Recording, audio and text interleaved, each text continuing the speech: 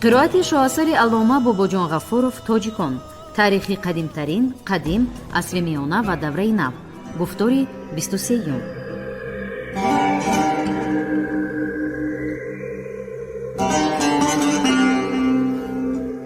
اثری تاجیکان شعله‌ای بود که به صحیفه‌های تاریک و فراموش گشته تاریخ ملت تاجیک روشنی انداخته، پدیده‌های خودشناسی و افتخار ملی را تکمیل داد. پرزیدنت جمهوری تاجیکستان امام علی رحمان.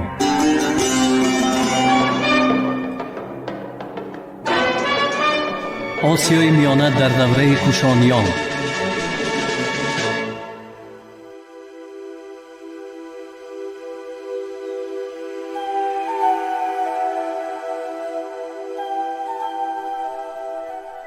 آسیای میانه در عصرهای 2-1 پیش از میلاد. باختر و سوخت.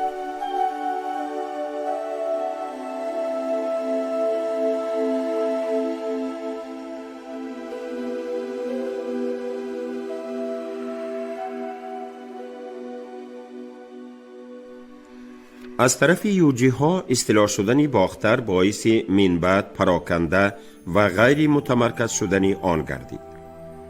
وقتهای اول در هر یک شهر و محلهای اطراف آن حاکم می نشست. این طرز اداره از زمانهای دولت یونان و باختر مانده بود.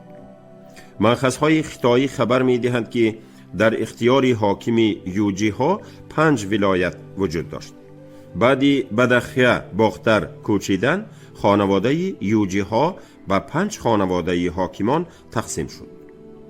این متن دلالت می کند که تقسیمات تریتوریوی یوجی ها به پرینسیپ اولاد و قبیلوی اساس یافته است و این پرینسیپ در بین کوچمنچیانی که بعدها هم به آسیای میانه آمدند بسیار دچار می شود.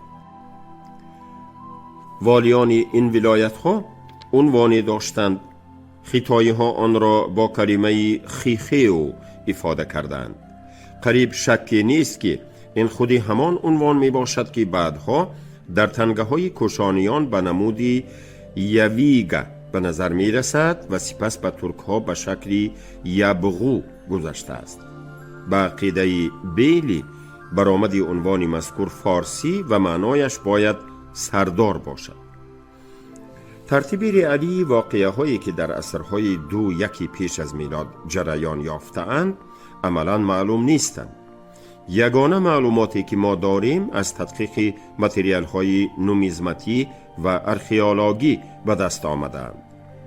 احتمال بعد از زوال دولت یونان و باختر هم در سرزمین باختر آباله نام پولی میده در معاملات بود که رویش رسم پادشاه یونان و باختر یوکراتید را داشت.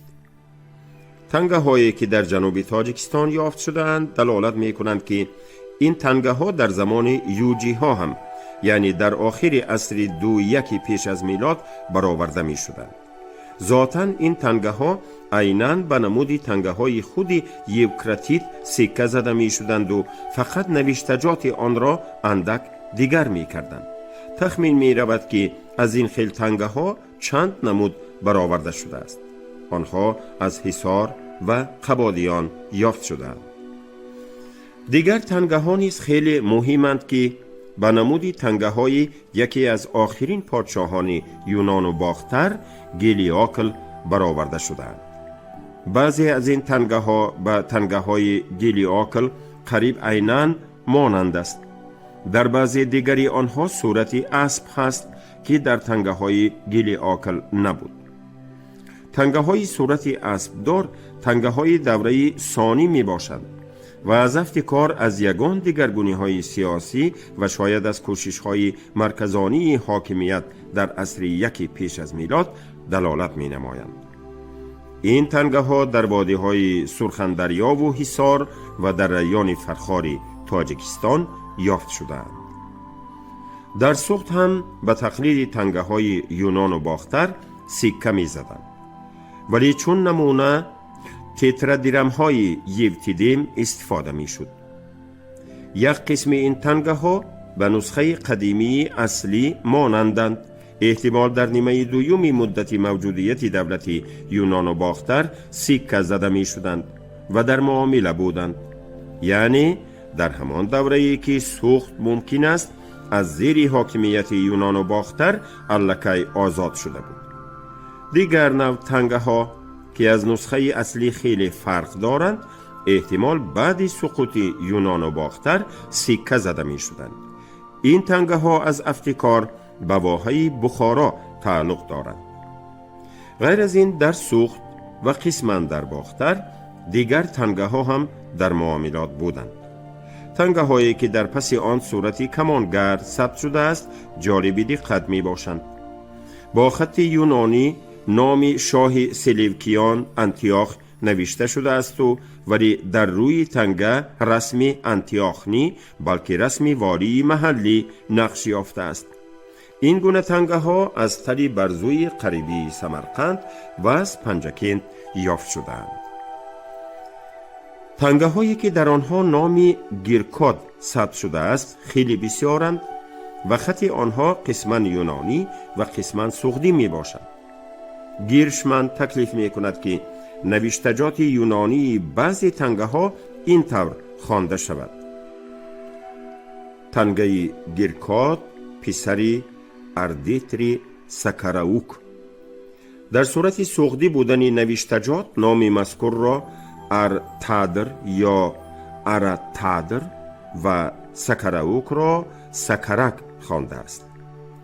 در اساس این طور خواندن نوشتجات تنگه ها گیرشمن ادعا می کند که سغد را محض سکراوک ها اشغال کردند و در آن مسکن گرفتند و ذاتاً از حساب ثروت این ولایت بای اقتدار آنها خیلی افزوده است. ولی خود این طور خواندن نوشتجات تنگه ها باعث شک است. در پایاناب کافرنیهان وادی بیشکند و در محل بابا شاب در ساحل چپی امو در بین ایستگاه تاشربات و مقری سغانه های کلان کوچمنچیان کشف شدند. آنها اندک دورتر از واحه های مقیمینشین زراعتکار در محل های نیم بیابان ولی در قریبی چاه و چشمه ها واقع گردیدند. سغانه ها بیرون از حدود زمین های آبی واقع گشتند. به همین طریق موقع آنها نسبت به تمامی واحه ها گویا یک نوع موقع حکمرانی را دارد. از دیگر طرف سغانه ها در مابین عبورگاه های امو جای گرفتند. همه این چنین نقطه را تقویت می دهد که در زمانی به ناحیه های شمالی باختر کوچیدن آدمان شماره زیادی مردم به طرز حیاتی نیم کوچمنچگی گذشته بودند. از سغانه هایی که در وادی کافرنیهان تدقیق شدند متریالی فراوان، اسلحه، پیکان، خنجر و غیره، اسباب زینت از جمله طلایی، سفالات و غیره به دست آمدند. اکثر این اشیا بیشک از اهالی محلی مقیمی گرفته شده است، مثلا اسباب های سفاری خاصی باختری ها و غیره. این دلالت می کند که به طفیل تأثیر مدنی اهالی محلی بسیار عنصرهای مدنیتی باختر در معیشت کوچمنچیان استثمارگر با سرعت و وسعت جاری گردید. حفریات معلوم کرد که نو آمده ها موافق نمود آنتروپولوژی خود به ساکنان ناحیه های شمالی آسیای میانه به سکایی ها و اسونی های هفترود و نزد ارل خیلی قرابت دارند و ضمناً تأثیر آنتروپولوژی مغول سیماها هم واضح به نظر می رسد. ولی احتمال دارد که این یادگاری بیگانگان نی بلکه یادگاری اهالی کوچمنچی باختر باشد. فرضیه لیتوینسکی. سغانه های کوچمنچیان نو آمده در سوخت هم تدقیق شدند. مثلا سغانه های کوی مزار و لبندک از همین قبیلند. اهمیت تاریخی و مدنی این سغانه ها با اهمیت سغانه های باختر قریب برابر است. در اینجا یعنی در سوخت هم نو آمده ها از مدنیت اهالی محلی مقیمی بهره ور شدند. آسیای میانه در دوره کوشانیان.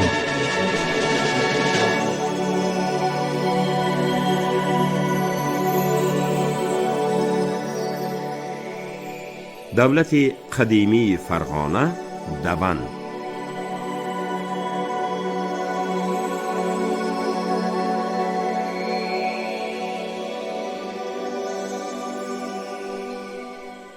در مأخذهای خطایی عصرهای 2-1 پیش از میلاد، دوان نام یک کشوری وسیع پرثروتی سیر آدم تصویر شده است. اکثریت کلی محققان هم روس‌ها و هم خارجیان دوان را در فرغانه جای می دهند.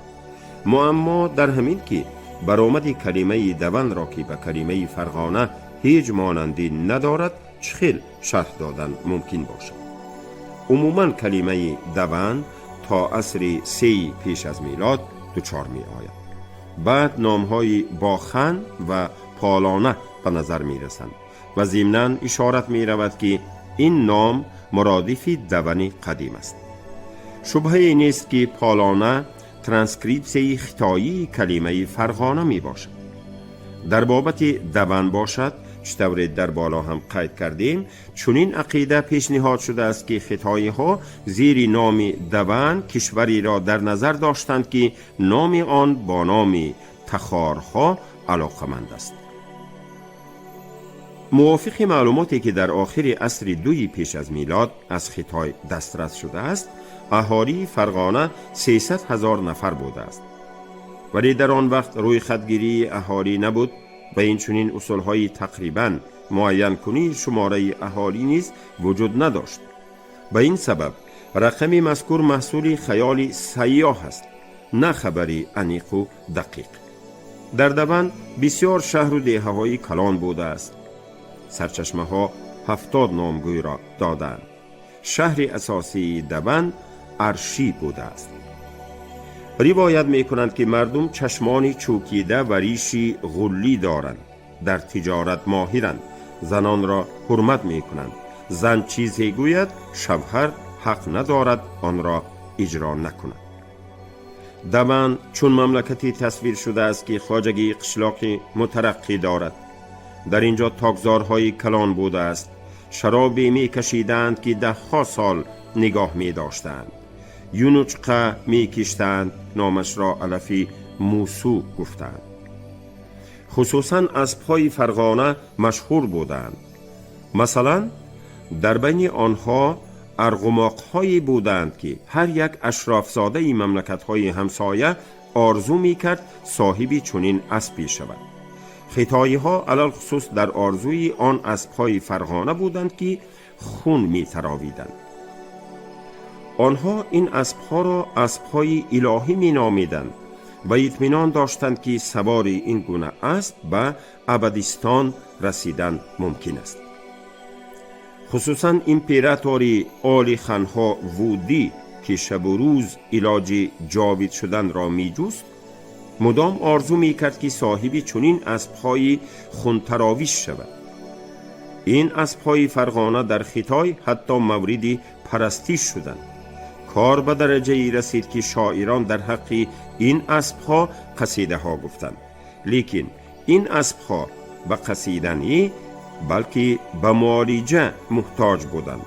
خون تراویدن این اسب‌ها که به نظر خطایی ها قدرت الهی می نمود، اصلا از گزیدن کیرم و کنه خونشار شدن پوست بود. امپراتورهای خطای می کوشیدند که دوان را تسخیر نمایند. خلق دوان به مقابل اصطلاحگران در مدت سالها جنگ وزنین خونین بود. سال 104 پیش از میلاد به دوان 60,000 لشکری سواره فرستاده شده. علاوه بر آن به مدد آنها چطور سرچشمه خطایی می نویسد 10,000 جنگاوران جوان خطایی داده شد. این لشکری سرشمار شکست خورده به مقصد نرسید و باقی مانده ناچیزی آن قفا گشت. بعد این به دوان بار دوم هجوم کردند که در آن لشکری 60,000 و 10,000 مددگاران شرکت داشتند. فرغانگی ها زیر راهبری شاه خود موقعیت ضد اصطلاحگران فداکارانه جنگیدند. گرچند در این محاربه بسیار فرغانگی ها هلاک شدند و خود موقعیت با راه خیانت کشته شد، اصطلاحگران دوان را گرفتن نتوانسته مجبور گردیدند که عقیب روند. برای تأمین ادامه سیاستی که موقعی می برد بعد وی دادرش را به تخت شناندند. به همین طریق خلق فرغانه با مدد دیگر خلقهای همسایه آسیای میانه اصطلاح آل خانها را رفع کرد و استقلال خود را نگاه داشت. اثری تاجیکان شعله بود که به صحیفه های تاریک و فراموش گشته تاریخ ملت تاجیک روشنی انداخته، پدیده های خودشناسی و افتخار ملی را تکمیل داد. پرزیدنت جمهوری تاجیکستان امامعلی رحمان. خلقها و ناحیه های شمالی.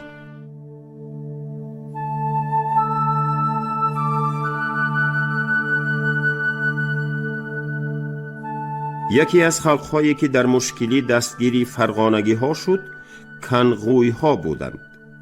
در سرچشمه ها کنغوی مفصل تصویر شده است. از یک طرف کنغوی با دبن یعنی فرغانه هم سرحد بود و ظاهرا این سرحد از جنوب و شرق می گذشت. در جنوب حدود کنغوی با ملک یوجی ها می پیوست. در شمال و غرب سرزمین کنغوی تا ینتسای یعنی تا خاک قبیله های سرمت و آلان نزد ارل طول می کشید و این قبیله ها تابعی کنغوی بودند. خود کنغوی ها کی ها بودند؟ مرکزی سرزمین بیکنار آنها در کجا بود؟ عقیده تلستوف که موافق آن کنغوی و خوارزم یک چیزند در علم تاریخ شناسی خیلی معمول بود و مدتی دراز بحث ناپذیر دانسته می شد. ولی تدقیق مفصلی سرچشمه ها و نتیجه تحقیقات های نوترین نشان دادند که بسیار فکت ها مقابل این عقیده می باشند. چراگاه کنغوی ها احتمال در لبی سیر واقع بوده، قرارگاه حاکمان آنها در قریبی های تاشکند جای داشت. با همین طریق مرکز کنغوی در مجرای میانه سیر بود. از اینجا معلوم که چرا کنغوی ها به مدد فرغانگی ها آمده ضد خطای ها جنگیدند. خوارزم باشد در یک گوشه دوردستی سرزمین واقع بود که به کنغوی اطاعت میکرد. نسبت اتنیکی کنغوی ها موردی بحث عالمان قرار گرفته است. عقیده هست که آنها ترک می باشند. بعضی ها اثبات می کنند که کنغوی ها از مردمان تخاری زبانند، ولی درستش همین که آنها از مردمان ایرانی زبان بوده اولاد و وارثان سکایی های سیر می باشند. سرچشمه ها کنغوی ها را اهل کوچی نامیدند. این چنین روایت می رود که موافق عرف و عادت کنغوی عیناً با ینتسای یک است، ولی در ینتسای مردم اندرون چهاردیواری کلوخی زندگی می کنند. در حقیقت در تریتوریای کنغوی منزلگاه ها خیلی بسیار بودند. از روی مأخذ های خطی معلوم می شود که کنغوی اتحادی توانای دولتی بود. در عین اوج ترقیات خود در عصر یکی پیش از میلاد 120,000 لشکر داشت. کنغوی سیاست مستقلانه خارجی را پیش می برد و به همسایه های خود در مبارزه آنها ضد استیلاگران اجنبی مدد می رساند. در زمان آسایشته هم کنغوی به نمایندگان آل خانها روشن نشان می داد که آل خانها را ذره پسند نمی کند و آنها مایوسانه خبر می کشیدند که کنغوی سربلند و سرکش است. تاریخ من بعده کنغوی روشن نیست. هنوز در سال 270 پیش از میلاد وی به مملکت‌های خارج آسیای میانه هیئت‌های سفارت می‌فرستانده است. بعدتر کنغوی تماماً از قوت مانده به هیئت دولت هیتاریان داخل می‌شود.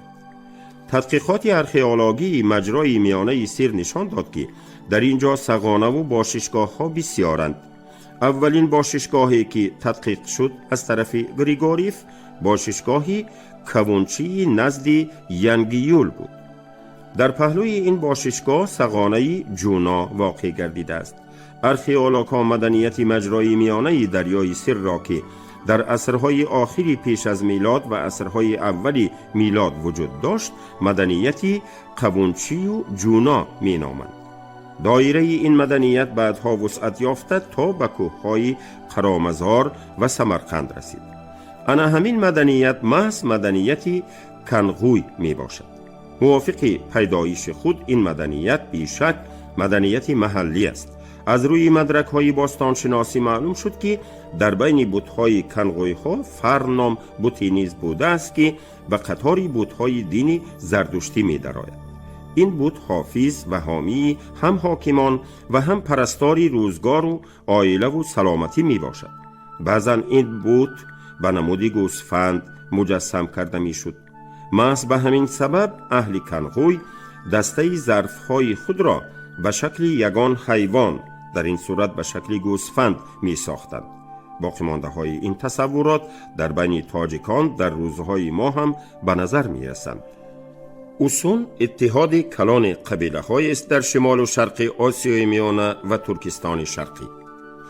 موافق روایت اوسون های اول در مغولستان ساکن شده بعد به غرب کوچیدند. حاکم اوسون ها کنما نام داشت. کنبخ سردار قبیله ها. روایت هست که اوسون ها در مغولستان زندگی می کردند و کنما ننداومی حاکم آنها بوده است.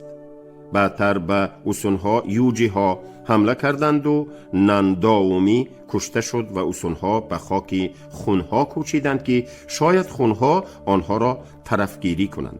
موافق یک وریانت دیگر خونها خودشان سرداری اوسون ها را کشتند. از کنمای کشته شده یک پسرچه نوزاد مانده است. بار پرستاری این پسرچه نوزاد کودک را پرپیچ کرده ما بین علف ها ماند و خودش رفت که قوت لایموت پیدا کند. گشت آمده دید که ماده گرگ به کودک سینه می دهد و زاغ پاره گوشت و منقار بالای آنها چرخ می زند. پرستار پنداشت که این کودک بت است و او را با احتیاط برداشته به نزد خونها بود. با شنیوی خونها این پسرک پسند آمد و او را به تربیت گرفت.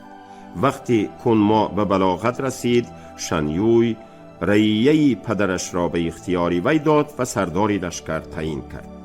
کنما قوت گرفته در آخران به یوجی ها که به غرب کوچیده بودند هجوم کرد و قصاص پدرش را گرفته آنها را تار و مار نمود.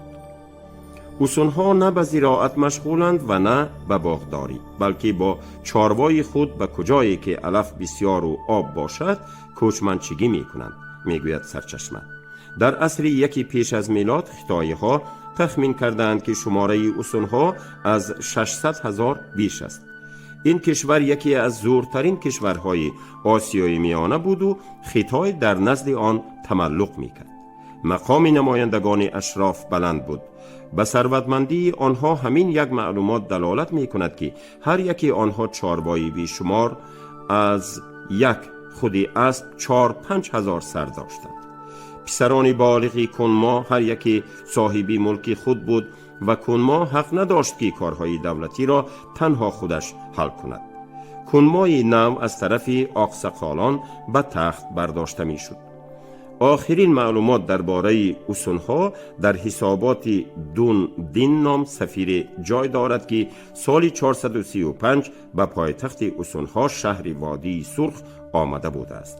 در همان وقت اورها اوسون ها را سخت به تنگ می آوردند. بعدها اوسون ها عموماً استقلالیت سیاسی خود را از دست دادند. در تیانشان و در هفترود بسیار سغانه های اوسون ها کشف شدند. متریالی که از این کشفیات به دست آمد امکان داد تاریخ و مدنیت اوسون ها عمیق‌تر و روشن‌تر کرده شود. فقط همین را باید قید کرد. سرچشمه های خطی خبر می دهند که اوسون ها از شرق آمده اند، ولی این خبر را بی چون و چرا قبول کردن لازم نیست. از افتکار با آسیای میانه قبیله های نسبتاً کم شمار کوچیده آمدند. قسم اساسی اتحاد قبیله هایی که در تاریخ با نام اوسون ها معمول است، این خود همان اهالی محلی سکایی می باشند که بعدها ترانسفرماسیا شدند. معلوم که اوسون ها نه فقط چارواداری می کردند، آنها هنرمندی و زراعت را هم می دانستند. گفتن ممکن که اوسون ها هم مثل سکایی ها در موضع های کلان ترکستان شرقی مسکون بودند. پارت، غلبه پارت بر ریم. اقتدار پارت در عهد مهرداد دو نهایت افزود. بعد از سری وی سال 88 پیش از میلاد کاری پارت اول آمد نکرد. در همین وقت ریم در شرق سیاست نهایت تجاوزکارانه می برد. هر دو طرف دریای فرات را خطی سرحدی دو مملکت مقرر کردند. ولی عملیات تجاوزکارانه ریمی ها ناگزیر پارت ها را نیز به جنگ و جدال می کشید. علل خصوص که پارت ها هم فعل و خوی تیز داشتند. اولین زد و خوردها سال 65 پیش از میلاد شد و ریمی ها غلبه کامل به دست آوردند. سال 54 پیش از میلاد ریم به یورش کلانی ضد پارت تیاری دیدن گرفت. با لشکر ریمی ها کرس نام لشکرکشی مشهور سروری می کرد. ولی کرس جای محاربه ها را مطلقا نمی دانست و با تکتیک پارت ها شناس نبود. قسم اساسی لشکر پارت ها با سرداری شاه آراد دو به ارمنستان داخل شدند و امید داشتند که لشکر کرس به اینجا می آید. ولی کرس به وادی برآمده به طرف بین النهرین رهسپار شد و ضمناً به حساب نگرفت که لشکری سواره پارت ها محض در وادی خوف زیاد دارد. لشکر ریمی ها از فرات گذشت و لشکر پارت ها قصداً عقب نشینی را وانمود کرده با فریب دشمن را از پس خود به مسافه راه 3-4 روزه به یک محل دوردست خلوت آورد. سرلشکری پارت ها سورانه به محاربه نصب تیاری دید. غیر از دسته های مقرری اسکران سواره و 1000 کتفرکتری یعنی سوارگان زره پوش داشت و پیشکی تیری بیشماری را ذخیره کرد. 9 می سال 53 پیش از میلاد در قریبی شهر کره پارت ها به لشکر ریمی ها در افتادند.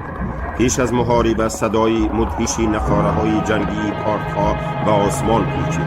با این نعره به دل ریمی ها واهمه انداخته می نویسد پلوتارخ.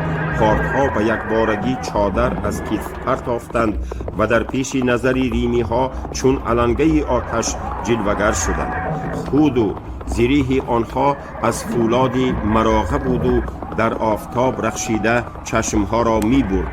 از پان آنها هم زریح میسی و آهنی داشتند. خودی سرانه پیش برآمد که مردی بود قوی هیکل و خوش صورت.